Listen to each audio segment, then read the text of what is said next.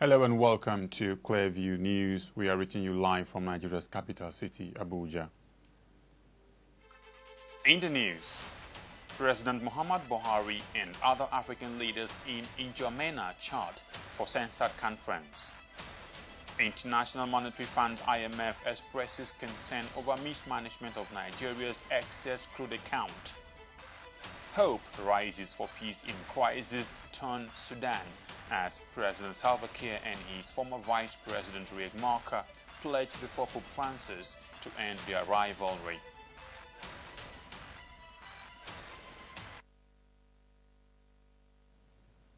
I am Nten Ekman with details of these and other stories. President Muhammad Buhari has arrived in N'Djamena, the Chadian capital, to participate in the extraordinary session of the Conference of Heads of State and Governments of the Community of Sahel-Saharan States, CENSAD. Reports have it that the presidential aircraft conveying the president and members of his entourage, including some of his personal aides, and 3 state governors landed at the Hassan Jamous International Airport in N'Djamena at about 9:40 a.m. this Saturday. Those at the airport to welcome the president included Minister of Foreign Affairs Geoffrey Onyema and his counterpart in the Interior Ministry, retired General Abdurrahman Dambazau. Others were Minister of Defense, retired Brigadier General Mansudan Ali, National Security Advisor, retired Major General Babagana Mungunu, and the Nigerian Charge d'Affaires Nasiru Waje. Buhari and other regional leaders will join their host and current chairperson of CENSAD Conference, President Idris Deby, to deliberate on political and security issues, among others. A statement by presidential spokesman Garba Shehu earlier on Friday said the leaders will deliberate on the state of peace and ways to address multifaceted threats in CENSAD area, especially Boko Haram and refugees. The leaders will make a declaration on the entry into force of CENSAD revised treaty intended to fast-track the realization of the objectives of the body. Delegations from 22 member countries are expected at the extraordinary meeting of CENSAD holding at the Radisson Blu Hotel in N'Djamena.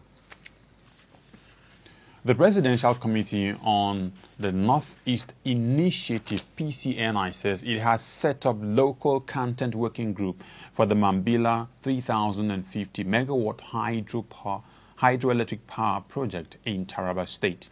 Vice Chairman of the PCNI, Tijani Tumsa, disclosed this in Abuja at a one-day strategic briefing session on the Mambila 3,050 megawatt hydroelectric power project. Local content development organized by the Presidential Committee on the Northeast Initiative and Hypertech Nigeria Limited. Clearview TV's Uju Onyemechalo now completes the story.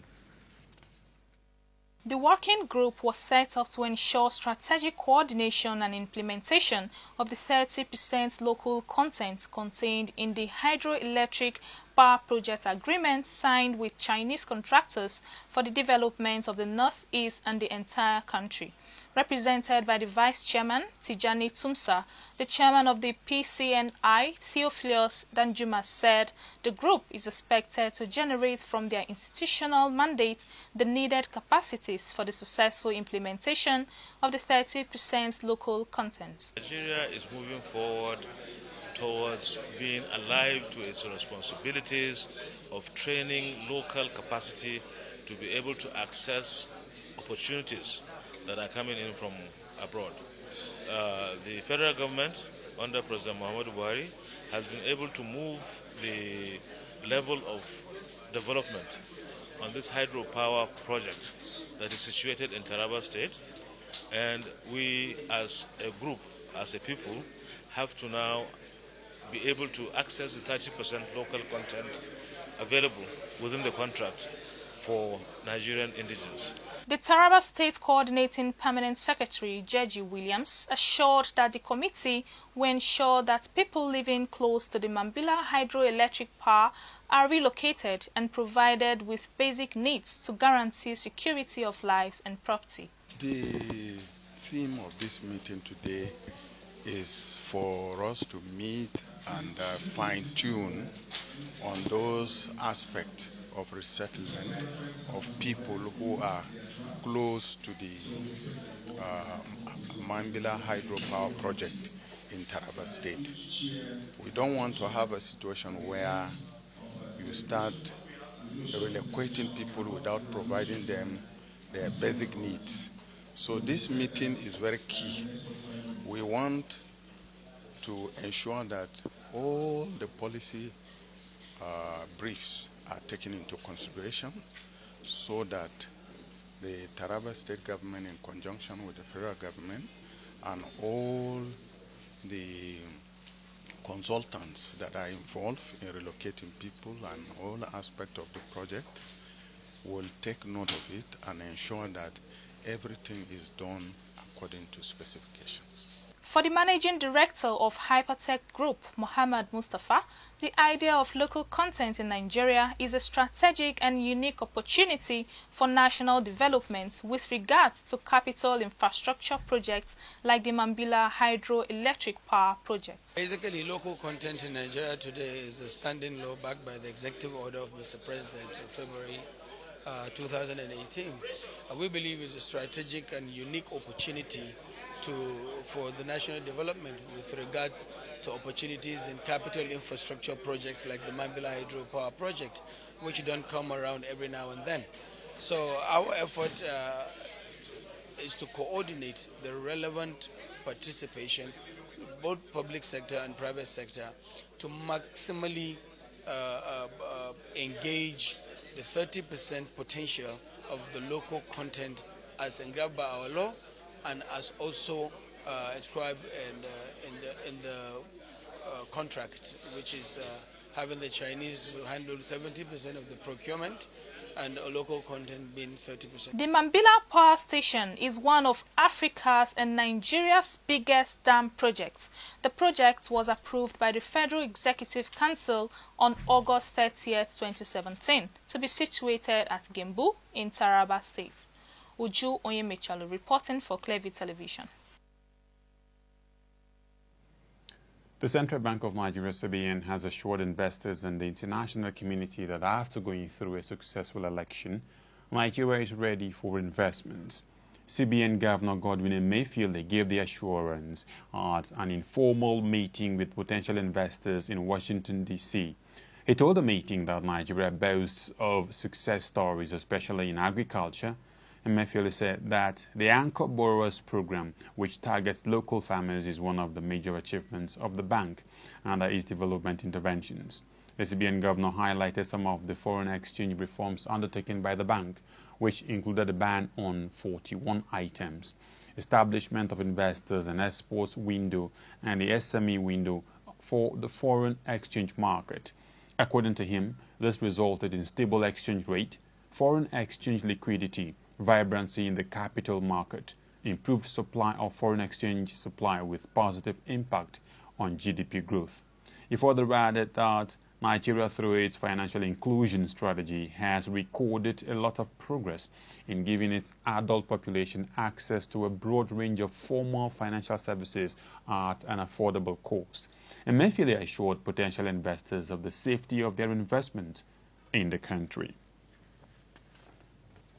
The International Monetary Fund (IMF) has criticized the government of Nigeria for mismanaging the excess crude account and not saving enough for the rainy day.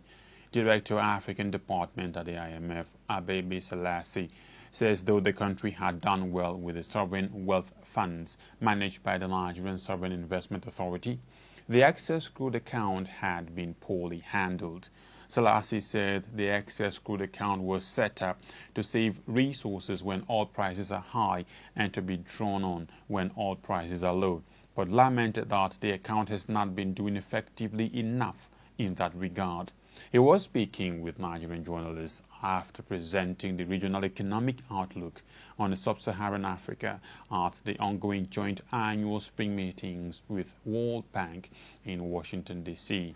The IMF also urged Nigeria to sign the African Continental Free Trade Agreement, noting that when completed, the trade deal would establish a market of 1.2 billion people with a combined GDP of 2.5 trillion US dollars. Only on Thursday, the IMF Managing Director Christine Lagarde had called on the federal government to remove fuel subsidy, saying it was the right thing to do. President Muhammad Buhari is yet to sign the AFCTA, saying the country could not afford to go back to the days of signing agreements without understanding and planning for the consequences of such actions.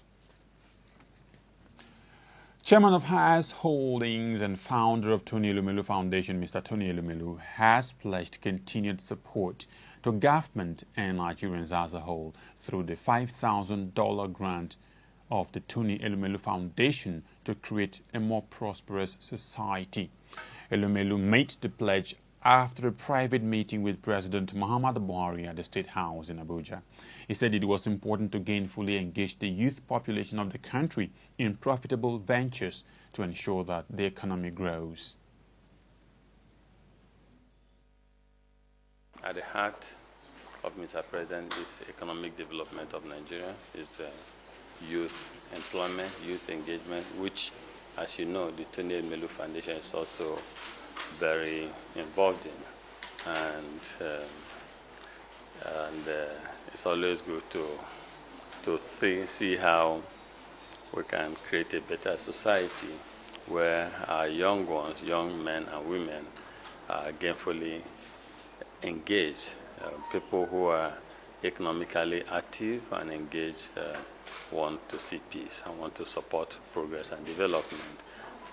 We at the Tony Elumelu Foundation want to continue to support our government, want to continue to support our people through the $5,000 grant we provide to our entrepreneurs.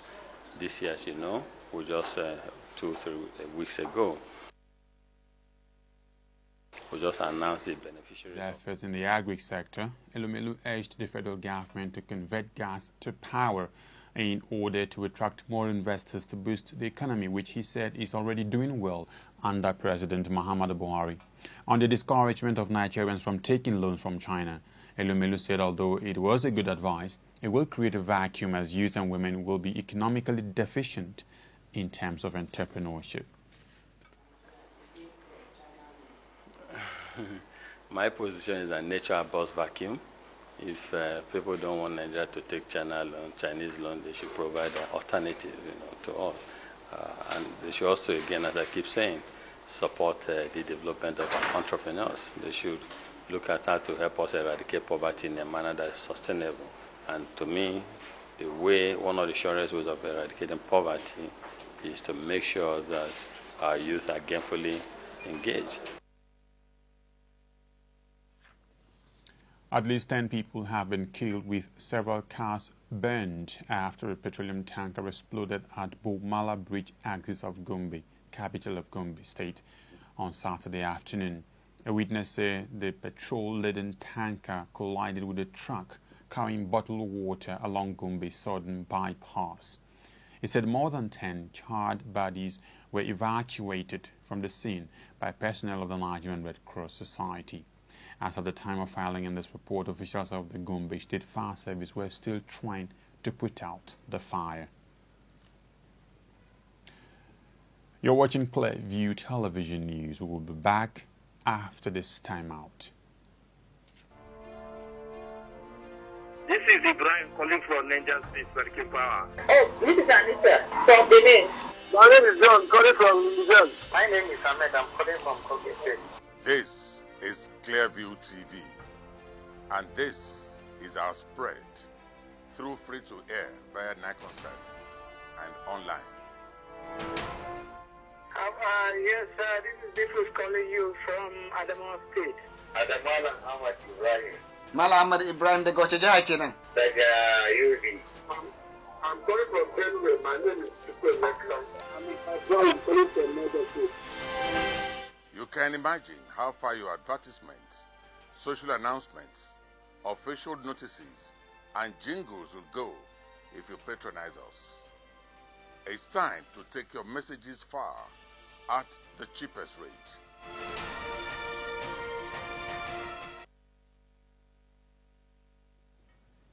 Welcome back. The Speaker House of Representatives Yakubu Dogara has advised newly elected federal lawmakers not to see their membership of the 9th National Assembly when inaugurated as a form of induction into an elite club. Rather, Dogara wants them to see themselves as mere ambassadors of their different constituencies, adding that they must not lose focus on the job for which they had been elected, especially the challenges of insecurity, unemployment and poverty. A statement by his media office quoted the Speaker as saying this in Abuja at a dinner organized for the members-elect as part of their induction exercise. He added that the lawmakers-elect might become overwhelmed when they assume office, noting that their assignment was to make a difference that would end the sufferings of Nigerians. Kano State Governor Omar Ganduje says he will invite the People's Democratic Party (PDP) stalwarts to join hands with him to move the state to the next level, despite challenging his victory in the just concluded March 9 governorship elections.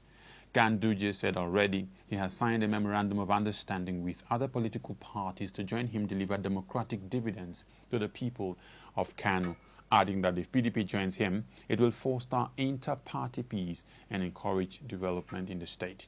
He spoke shortly after a meeting with Vice President Yemi Osinbajo, who is scheduled to visit Kano today for a function.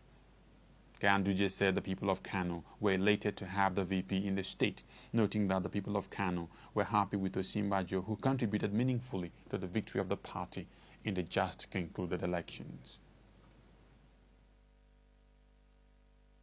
Yeah, Mr. Vice President is scheduled to come to Kano tomorrow for a marriage ceremony, so I wanted to confirm to him that we are ready for him tomorrow morning.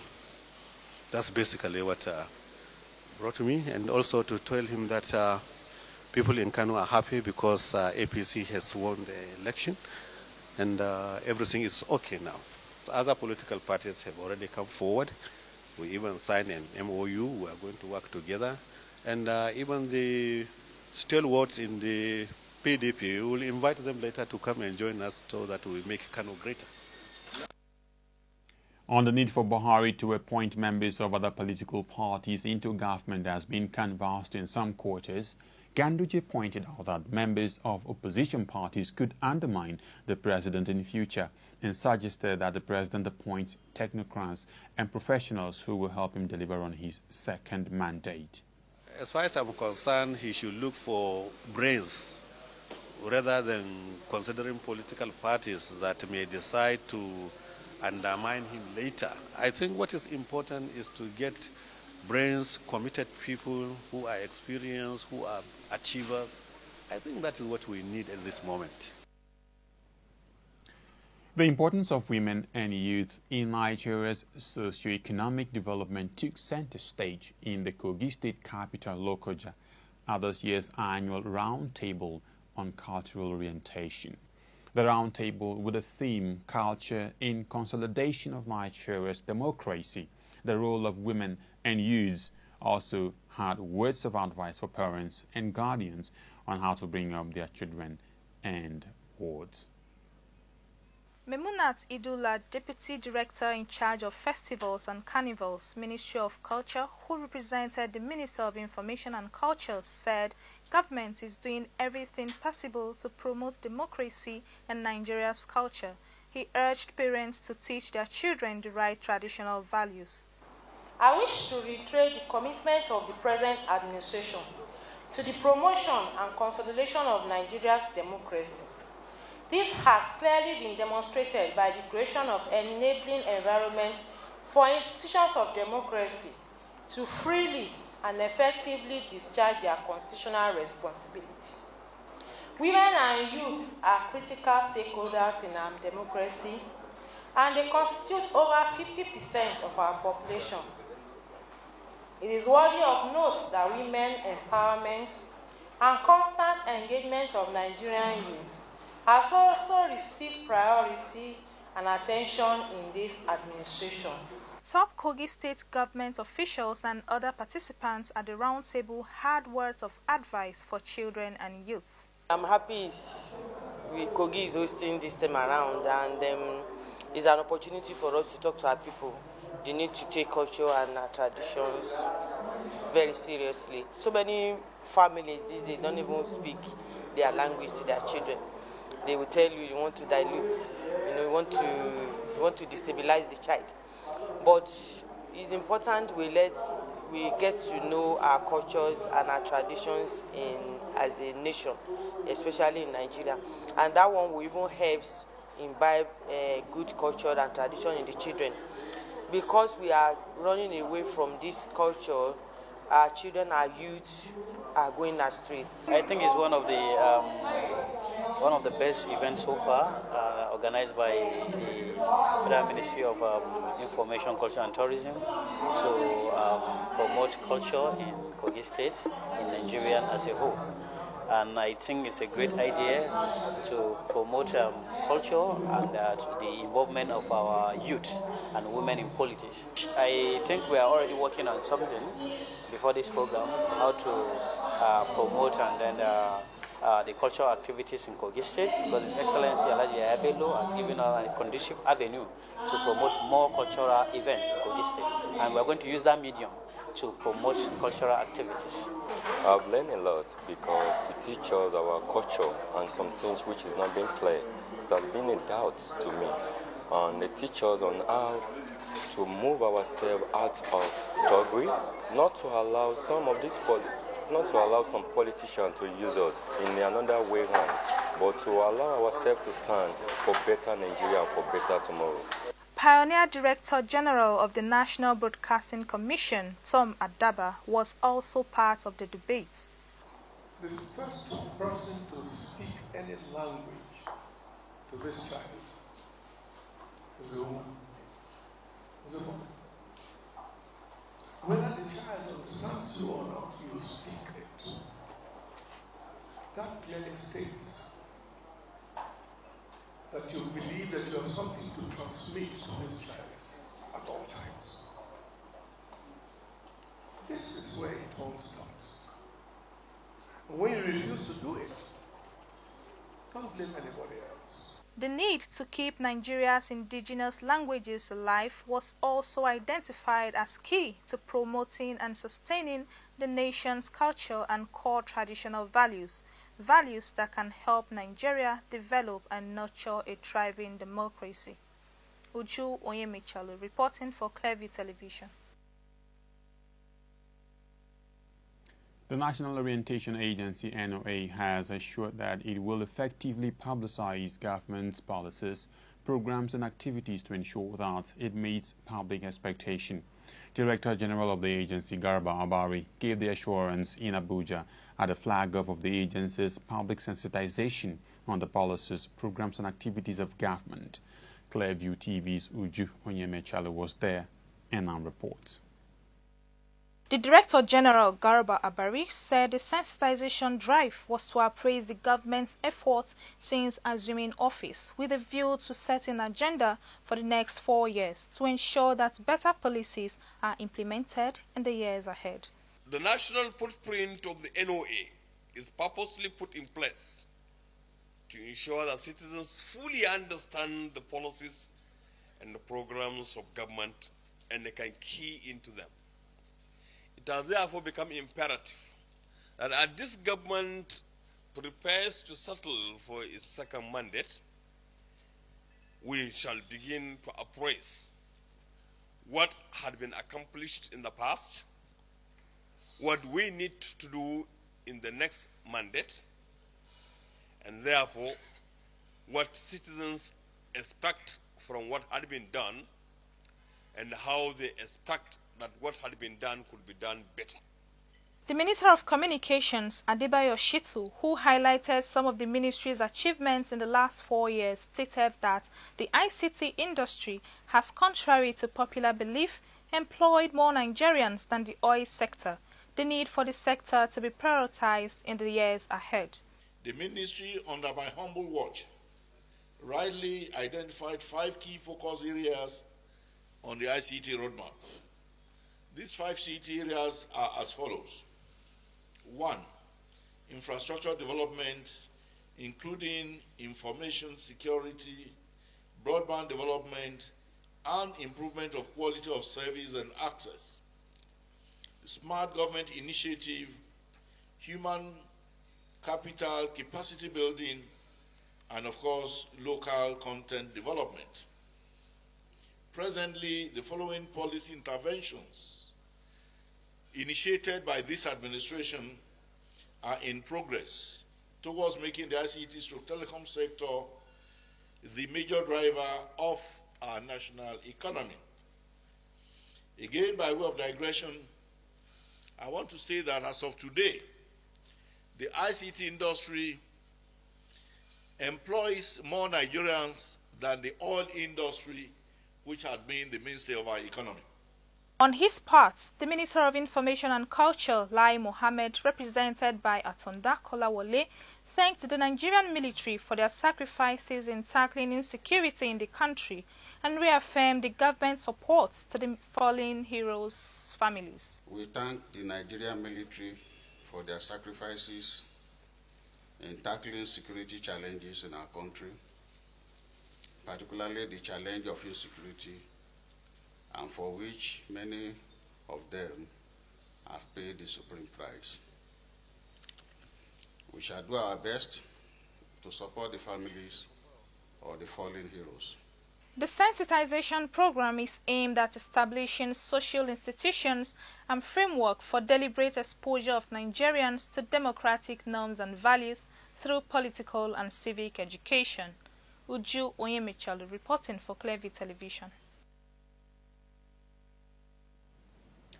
The National Open University of Nigeria is determined to ensure that it remains among the topmost educational institutions engaged in cutting-edge research. Vice Chancellor of the University, Professor Abdallah Adamu, stated this during the unveiling of Olusegun Obasanjo Center for African Studies in the institution. Professor Adamu said the center, formerly known as the Olusegun Obasanjo Center for Good Governance, has been redesigned to widen its scope to meet with happenings in the contemporary society. The Vice Chancellor noted that the newly revamped Center for African Studies hopes to create more avenues for research in Nigerian institutions and Africa as a whole. He said the center is open to collaboration with local and international scholars willing to dissect Africa towards the goal of producing cutting-edge research that would showcase the African story. Jumia Technologies, a Pan-African technology company, has been listed on the New York Stock Exchange, NYSE, becoming the first ever technology company from Africa to list on the world's largest stock exchange. The largest e-commerce operator in Africa started its first day of trading with an opening price of $14.50, but the stock traded at the close of the day at $25.46 per share. Jumia Nigeria CEO Juliet Anama was present to ring a ceremonial bell when the company's stock began trading on the floor of the New York Stock Exchange.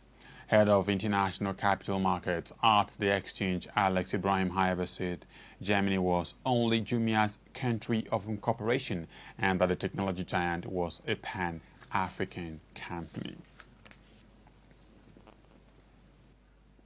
An old rivalry between South Sudan's President Salva Kiir and his former Vice President Riek Machar is at the root of South Sudan's civil war. After the latest intervention by Pope Francis, it looks like peace is here at last. In search of peace, the Pope kissed the feet of the warlords. It is exceedingly rare for the Pope to kiss feet. In Vatican City on April 11, 2019, Pope Francis kissed the feet of two warring South Sudanese leaders at the end of a two-day retreat to help solidify a peace agreement. An old rivalry between South Sudanese President Salva Kiir and his former Vice President Riek Machar is at the root of South Sudan's civil war. This is a conflict that has raged on for years.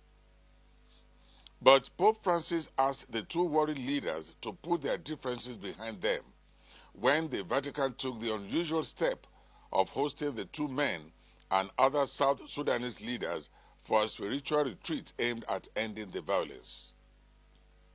At the event, the pontiff appealed to Care and Maka to move forward, bending down to kiss their feet as he asked them to stay in peace.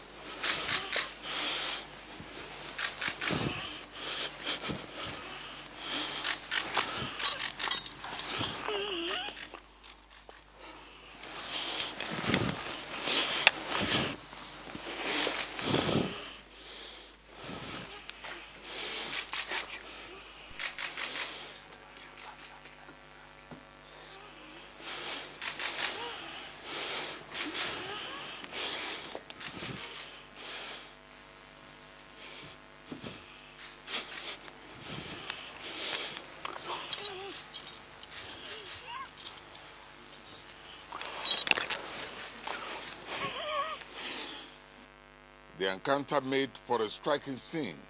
One of the world's most powerful religious leaders bent over the feet of two men responsible for a conflict that may have left 383,000 people dead. The war in South Sudan broke out in December 2013 after tension between Care and Maka escalated. Soon, troops loyal to each man opened fire on each other in the capital of Juba. It quickly morphed into an ethnically fueled conflict and spread across the country, which just 2 years before had won independence from its northern neighbor, Sudan. After years fighting for freedom from Khartoum, South Sudanese had little time to relish peace before the most recent conflict began. Since late 2013, millions have been displaced from their homes, some have been subjected to man-made famine, and many are still going hungry. More than 1 million fled over the border into Uganda, sparking one of the biggest refugee crises in the world, and carrying with them stories of mass rape, disease, and starvation. Observers doubted that a brief summit at the Vatican could help the two leaders implement the latest version of a peace agreement they have bickered over for years. The Vatican summit is sort of one of those moments where it lives without words, said Peter North, a former member of the United Nations panel of experts on South Sudan. The ongoing conflict has made it difficult to document a death toll in South Sudan, but a study funded by the State Department that was released last year determined that more than 380,000 people are likely to have died.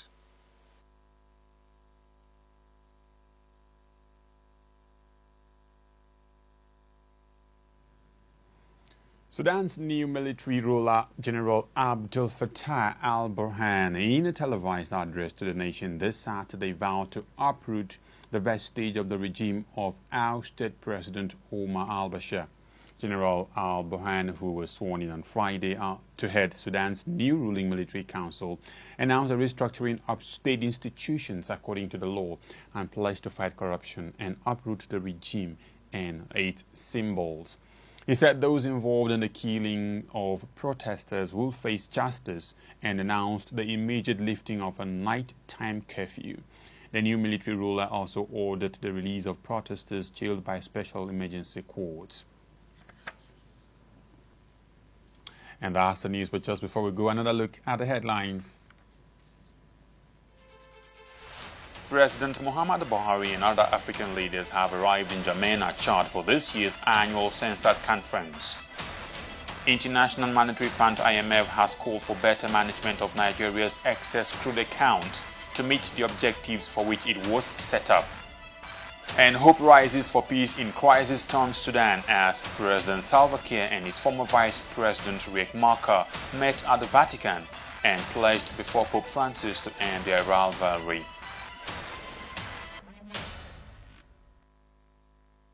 You can subscribe to our YouTube channel via Clearview TV, like us on Facebook via Clearview Television Online, follow us on Twitter at Clearview Online, Instagram at Clearview_NG, and you can also watch us on Clearview TV on Nashcomsat with any free-to-air decoder. For details, contact your local installer. I am Nten Ekman. Many thanks for watching.